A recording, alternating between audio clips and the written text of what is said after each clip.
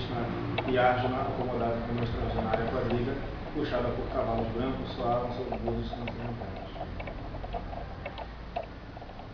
O significado, Prabhupada fala a respeito do contraste dos búzios soprados por Vishnadeva e os de Krishna e Arjuna.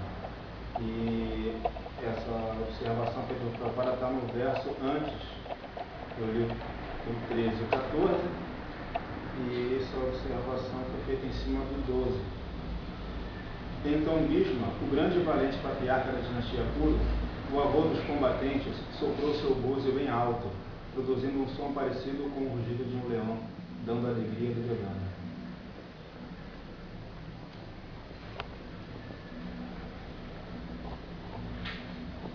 Tanto as traduções, a fala de Krishna, quanto o significado de Prabhupada aqui, tem assuntos interessantes do ponto de vista filosófico quanto histórico. Aqui, quando Prabhupada fala a respeito da quadriga de Arjuna, que foi doada por Agni, pelo Deus do Fogo, eu não tenho toda a história, os nomes, os elementos todos, o nome das pessoas. Faz muito tempo que eu ouvi essa história, 15, 18 anos atrás. Mas é uma história interessante essa daí. O recebimento, quando o Arjuna recebe a quadriga dele, não só as quadrigas, mas a quadriga, os 4 cavalos, mas as aljavas. Ele era ambidestro, ele puxava a flecha com as 2 mãos, ele trocava o arco de mão. E tanto as aljavas quanto o arco ele recebeu já. Interessante essa história. As aljavas nunca terminavam as flechas, eram insaciáveis. Ele puxava uma flecha atrás da outra e tinha sempre flecha nas aljavas. Os cavalos eram incansáveis. Eles podiam correr por dias e dias e dias sem parar. E o detalhe da quadriga que os devotos sempre chamam a atenção para isso. Aqui, essa bandeira aqui que está com o desenho errado. Colocaram ali a estátuazinha de Hanuman segurando a bandeira, mas não é assim que no Mahabharata está descrito. A bandeira tinha o desenho de Hanuman, não era a estátua de Hanuman segurando a bandeira. Era a bandeira e tinha a haste e a bandeira com o desenho de Hanuman. Interessante, uns detalhes interessantes. Essa quadriga, esses cavalos tiveram um dia que ficaram cansados e Krishna cuidou deles no meio do campo de batalha, e as aljavas também acabaram as flechas e Arjuna teve que descer da quadriga e sair, continuar lutando com espada e escudo, no mesmo nível dos soldados de patente mais baixa, lutando com escudo e espada na mão. Interessante. Essa história é interessantíssima. Mas vamos aos detalhes com relação à filosofia que o Prabhupada aqui coloca. A observação que o Prabhupada faz aqui com relação à companhia de Arjuna, que é Krishna, a suprema personalidade de Deus, Prabhupada traz isso para a gente como uma observação da companhia do devoto, que o devoto passa a ter depois, da pessoa que passa a ser devoto, passa a ter uma companhia especial, que é a companhia de Krishna. Não que as outras entidades vivas no planeta não tenham essa Deus no coração, não tenha Krishna ali do lado deles, mas a partir do momento em que uma coisa é a pessoa estar do seu lado e você não dá bola para ele, outra coisa é você parar, pensar e opa, ele está aqui do meu lado. O devoto faz esse exercício, passa a prestar atenção em Krishna pelo lado dele. E aí ele começa a responder, você está me vendo, né? Estou aqui hoje. E passa a responder positivamente.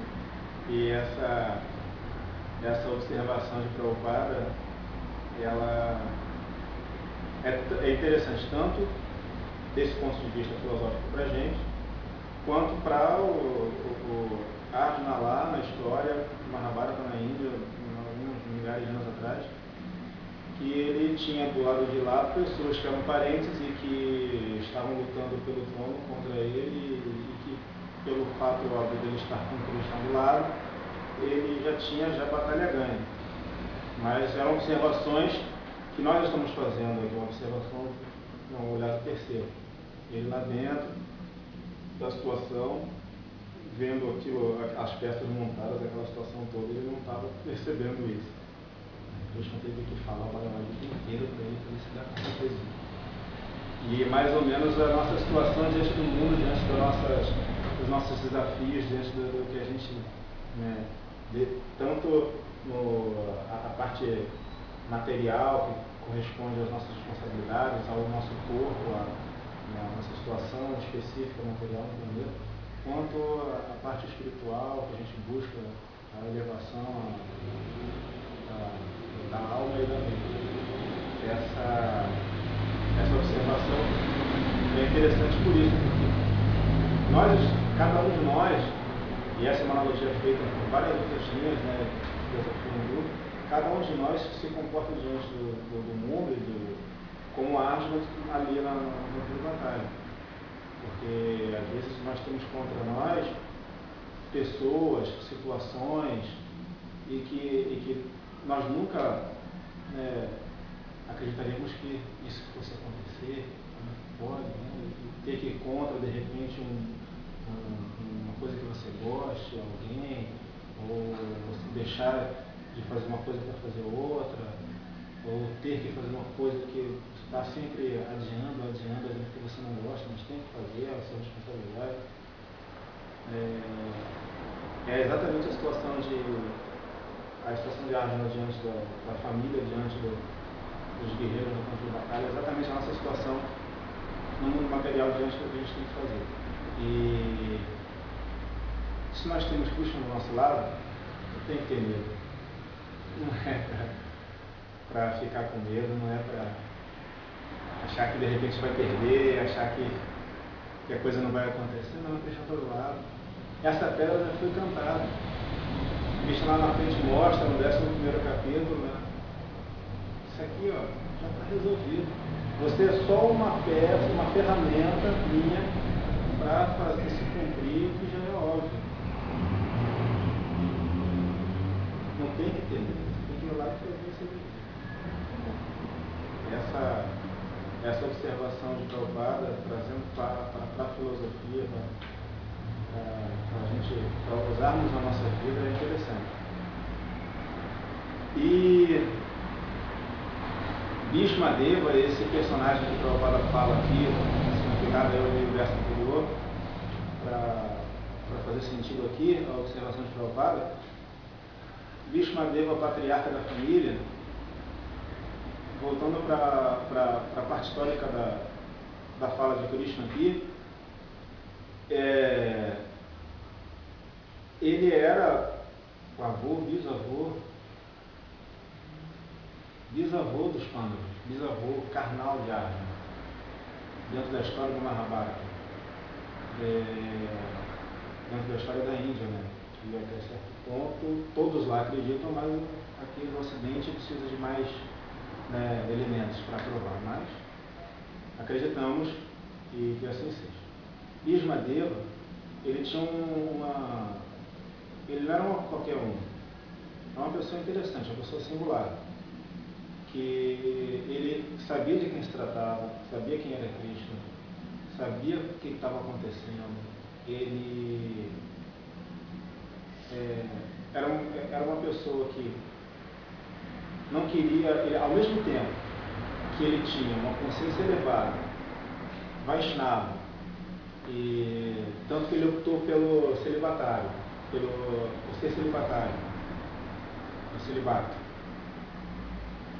Ao mesmo tempo, sabia quem era Krishna, né, de quem se tratava aquele primo de Arjuna do lado dele. Ao mesmo tempo que ele tinha toda essa elevação de consciência, esse lado espiritual dele, ele era guerreiro, ele tinha um dever a cumprir, com a família, com a vida, e ele não deixou isso para trás. E no momento crucial lá da família, do império, ele poderia ter optado ficar do lado dos primos que estavam certos, que ele sabia que estavam certos. Lá o bisneto dele, do outro lado, não, ele era avô, ele não era bisavô, ele era avô, ele era tio-avô, ele não era bisavô não. Ele poderia ter ficado lá do lado dos sobrinhos netos, mas ele optou por ficar do lado dos sobrinhos netos, do lado de cá, que estavam errados. E ele tinha os motivos dele, que eu não lembro agora, mas agora antes dele deixar o corpo, ele dá os motivos dele para ir vestir. Eu não esqueci agora essa fala de Bismadeiro.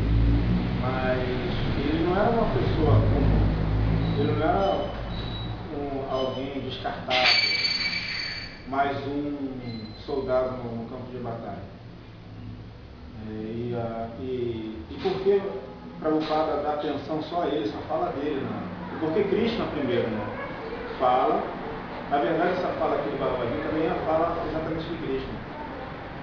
Quem está narrando o Bhagavad Gita é Sanjaya para Dhritarashtra, e as observações de Sanjaya vendo a coisa acontecer, antes de Krishna começar a falar o Bhagavad Gita.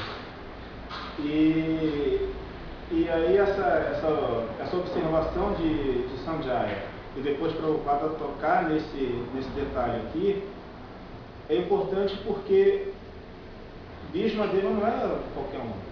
Ele tinha uma importância para os dois lados, ele era uma pessoa que tinha um nível de espiritualização muito elevado, e aquela batalha não era simplesmente mais uma guerra, uma carnificina, ela tinha todo um contexto religioso, filosófico, e tinham várias pessoas ali que não eram qualquer um, não eram governantes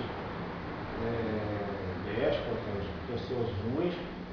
Eu me lembro quando o professor que tocou nesse assunto no Gurukula, quando nos ensinou, nos contou a história do Mahabharata, ele falou um pouco a respeito de Duryodhana, o primo mau, vamos dizer assim, estava lá de lá, lutando contra o Yudhishthira, Arjuna, né, pelo nome.